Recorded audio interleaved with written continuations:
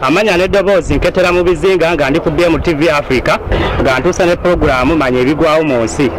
Tuusa n'omulamwa ogugamba okuvumaganya bannayuganda bankuba kyeyo naddala mu mawanga agali ebweru w'eggwanga mu South Africa ettake n'amawanga amalala okujjako South Africa.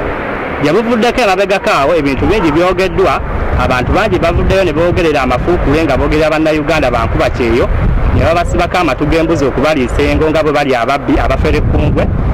Kyenvudde nvaayo ne pulogulaamu eno okumenyawo ebyo ebintu ebyayogera nti bannange abo abantu abavaayo okuvumaganya bannayuganda bankuba kyeyo abagenda okunyonyeza ekigulu yamagala eddiba, okunyonyeza ebintu ebirabirira abantu baabwe ne famire zaabwe mu ggwanga, mutuka okubavumaganya bwe batyo nti ebyo tebiriiyo, babasibako matu ga mbuzi kubaliisa ngo. Abo abantu aboogera ebintu bwe bityo oyinza okufunzaamu n'obayita nti abo tubayita bafeeriya, be bantu abaalemwa abagenda okukuba ekyeyo ne balemwa.